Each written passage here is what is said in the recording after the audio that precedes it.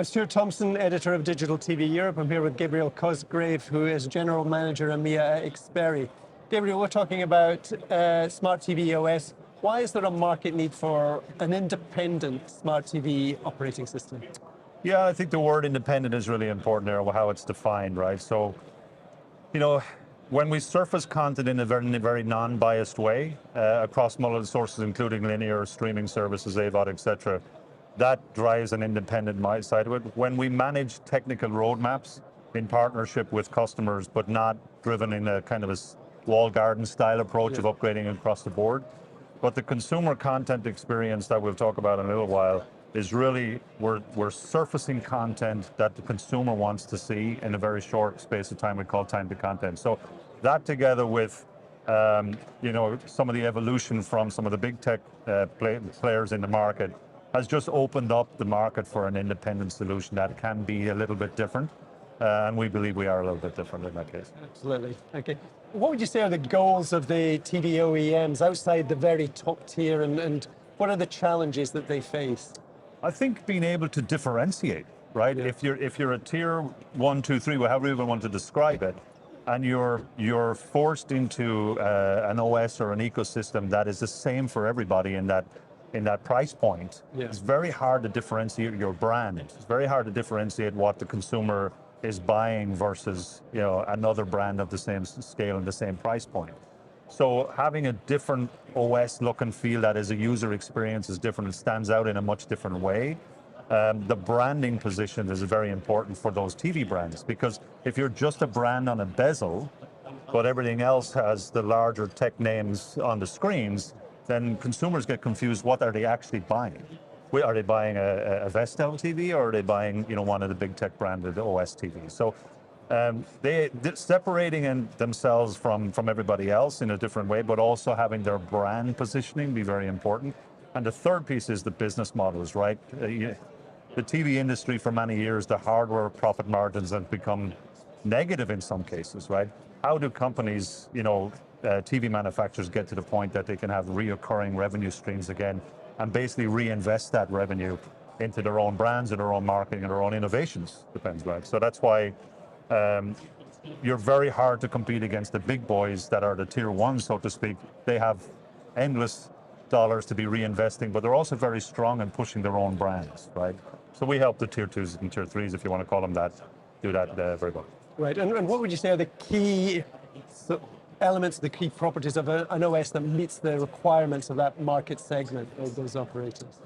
Yeah, as I said, I think brand position is a big thing, but it's also if you're not the major TV brands in the world, you may not get access to a lot of the content because you don't have the scale, right? You may not, right? So TiVo and Xperi and DTS, all our house of brands, have been dealing with content partners and studios for many, many years. We also have a lot of scale of footprint in the market. So in our pay TV, IPTV world, we have 50 million households. We're in over 100 million TVs, 100 million cars with DTS HD radio.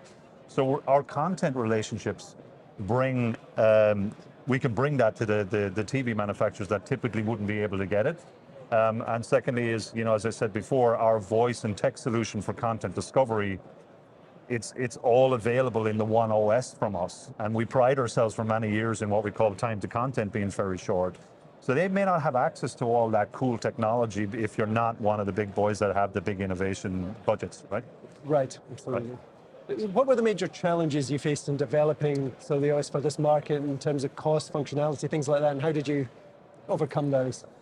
I'll go at that in two ways. I think, having a video delivery infrastructure is a 9-figure spend business to have a worldwide global video delivery infrastructure, right? So not many people can do that.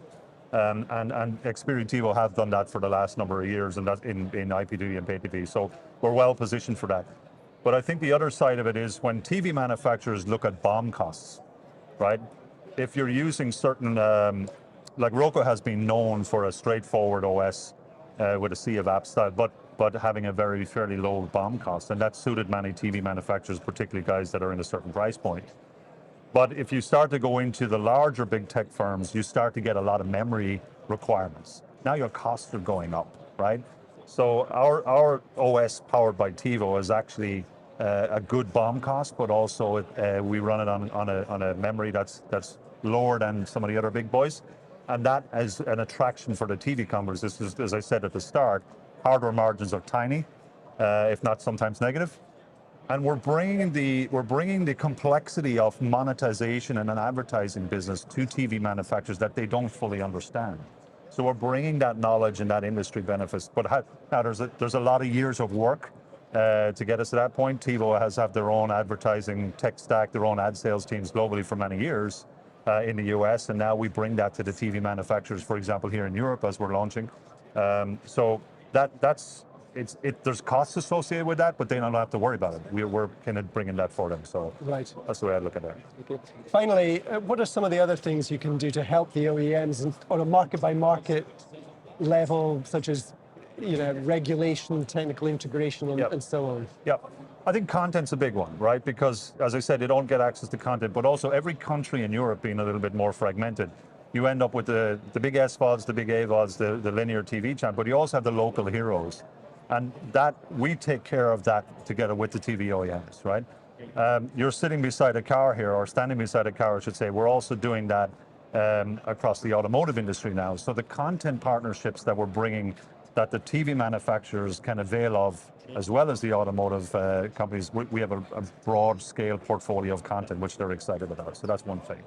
The second thing is we have a lot of experience in individual markets, not only in the US and LATAM, in what we've done in our pay TV business, as well as our radio businesses and other things like that. So we understand how technical differences and nuances and regulatory, you mentioned regulatory, per individual countries work, for example, with what needs to be on a network PVR requirements and all that other dual tuners, all that type of stuff can be examples of different country things. So Xperi has a ton of experience in different markets of doing that, and we're helping the TV guys bring that to the table in a very fast way. So the other thing I would say is our TiVo Voice is available across pan-European, and I'll show you a demo in a minute, but it shows you switching between languages is a very easy thing and very fast thing to do. But all the metadata that TiVo owns, 70, 80 million metadata assets, also switch language as part of that. So now a typical TV OEM manufacturer is not really able to bring that type of technical integration and technical solutions to the table that we're bringing. Right, there's a lot there. There's a lot there. Gabriel, thanks very much. You're welcome. All right, sure.